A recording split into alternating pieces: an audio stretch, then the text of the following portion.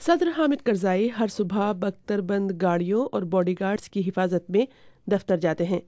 वो सख्त सिक्योरिटी वाले इस महल में रहते हैं और तालिबान की धमकियों का मतलब ये कि वो यहाँ से कम ही बाहर जाते हैं।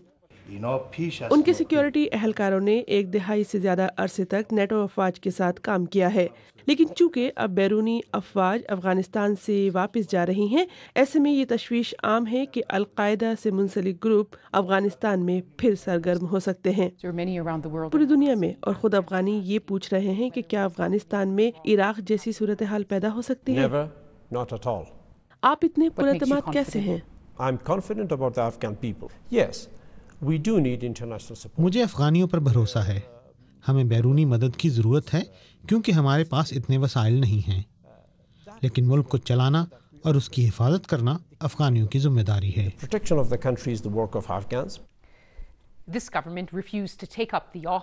इस हुकूमत ने अमेरिका के साथ स्ट्रेटेजिक पार्टनरशिप करने की पेशकश मुस्तरद कर दी थी, क्योंकि उसका मतलब होता कि अमेरिकी फौजें मजीद लंबे अरसे तक अफगानिस्तान में रहती।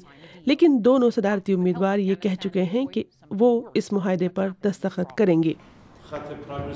बहुत से लोगों को इस बात पर यकीन ही नहीं था कि अफगानिस्तान में कभी बाआसानी इक़्तिदार की मुंतकली हो सकती है, लेकिन अब सदर करज़ाई उन अलविदाई खतूत पर आखिरी नज़र डाल रहे हैं जो वो गैर मुल्की रहनुमाओं को भेजेंगे।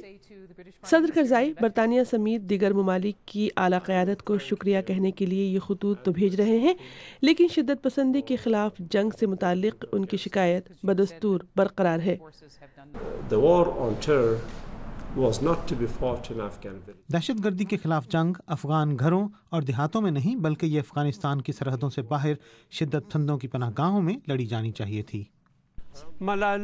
हामिद करज़ाई अपने अहल खाना के साथ इस सदारती महल को अलविदा कहने की तैयारी कर रहे हैं, लेकिन वो अपने पीछे एक गैर मुस्तहकम मुस्तकबिल और एक ऐसा मुल्क छोड़कर जा रहे हैं जो उनके इख्तिदार में आने से पहले इस्तेहकाम के तमाम वायदों के बावजूद अमन से महरूम है। BBC News, Kabul।